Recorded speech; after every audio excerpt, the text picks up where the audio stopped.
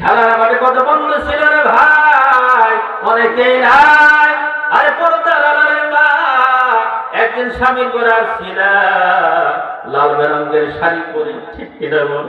আরে মা একদিন স্বামীর ঘর থেকে সাদা কাপড় 5টা পরে তোমাকে কিন্তু বিদায় করে দেওয়া হবে, ঠিক কিনা বলেন? আরে আমার আম্মা যান একটা মহিলা মাদ্রাসা, আমার বন্ধু বড় সাইদুল ইসলাম বিপ্লবী মাদ্রাসা করেছেন, এটা কিন্তু এলেমের জায়গা, এলেম শিখলে কিন্তু তার দাম কমে না, ঠিক কিনা বলেন? এলেমের বড় দাম, এলেমের বড় দাম। আল্লাহ কোরআন ডাক দিয়ে কয়, ইয়ারফাইল্লাহুল্লাযীনা আমানু মিনকুম ওয়াল্লাযীনা উতুল ইলমা দারাজাত। যারা ইলম শিখে তাদের দরজা আল্লাহ বুলন্দ করে দেন, সুবহানাল্লাহ বলেন। কেমন নাম্বার রে ভাই, আল্লাহর গোলাম যখন আল্লাহর শিক্ষা করার জন্য, কোরআন শিক্ষা করার জন্য ঘর থেকে বাহির হয়, বিশ্বনবী তাদের ব্যাপারে মেসেজ দেয়।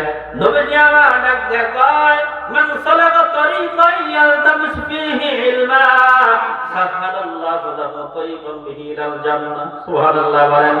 নবী আমার ডাক দিয়ে কয়, যখন কোন আল্লাহর গোলামেরা আল্লাহর দ্বীন শিক্ষা করার জন্য, কোরআন শিক্ষা করার জন্য ঘর থেকে বের হয়, মহান আল্লাহ তাআলা তাদের জন্য জান্নাতের রাস্তা সহজ করে দেয়। বলেন আল্লাহু আকবার, লিল্লাহি তাকবীর। কোরআন সুন্নাহর আলো, কোরআন সুন্নাহ যেখানে দুনিয়ার মুসলিম। এজন্য আমার বন্ধুরা খুব চিন্তা কথাগুলো শোনা চাই। বিশ্বনবী ডাক দেখায় 5 প্রকার লোককে জান্নাত ডাকতে থাকে, সুবহানাল্লাহ বলেন।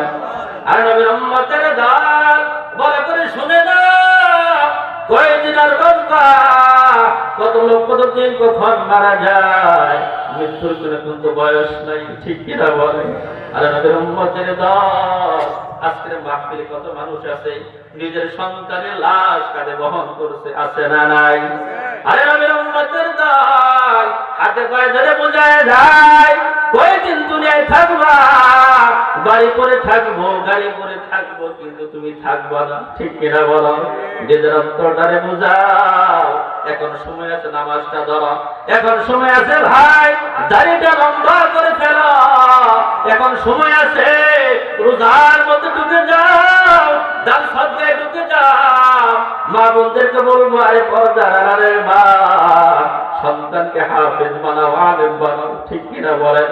ওই মা বাবার জীবন কত ভাগ্য রে ভাই, যে মা বাবার সন্তান হয় জগতের শ্রেষ্ঠ ইমাম, ঠিক কিনা বলেন? ওই মা বাবার জীবন কত ভাগ্যবান, যে মা বাবার সন্তান হয় হাফেজ, হাফেজা। ওই মা বাবার জীবন কত ভাগ্যবান, যে মা বাবার সন্তান হয় আলেম, আলেমা। আল্লাহু আকবার বলেন। আপনার সন্তান যদি আলেম হয়, আপনার জানাজা সেই পড়াবেন, ঠিক কিনা বলেন?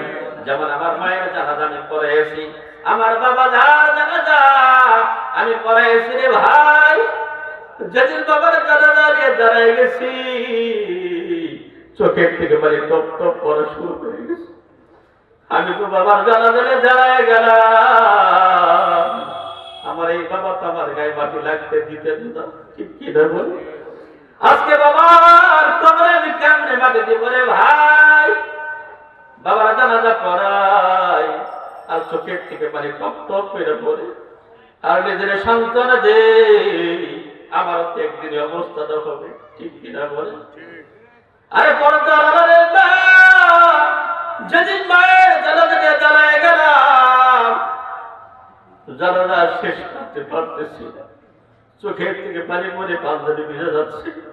এই তো আমার মা, যে 9 মাস দড়ি না পারে পেটের মধ্যে রাখছে, ঠিক কিনা বলে? আমার মা পেটে রাখতে যায়, খাইতে পারে না, ঘুমাইতে পারে না। বিজ্ঞান বলে একজন সন্তান মায়ের পেটের মধ্যে কমাসে কম 4,500 লাখ ছিল, মা সহ্য করতে পারে না।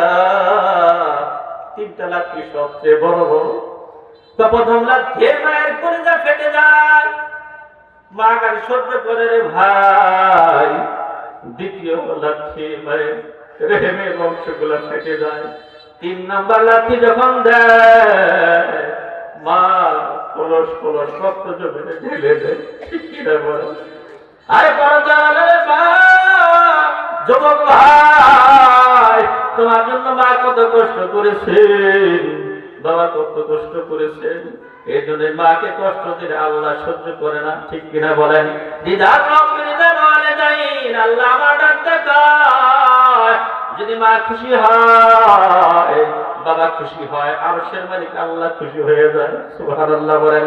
আজকের মাহফিল আমার কাছে চলে যায়, ভাইদেরকে বলবো, ভাই মাকে কষ্ট দিবা না, বাবাকে কষ্ট দিবা না। আজকে যারা আছেন একটু ওয়াদা করেন, মা বাবাকে কষ্ট দিব না, ইনশাআল্লাহ। সবাই কই আছেন ইনশাআল্লাহ?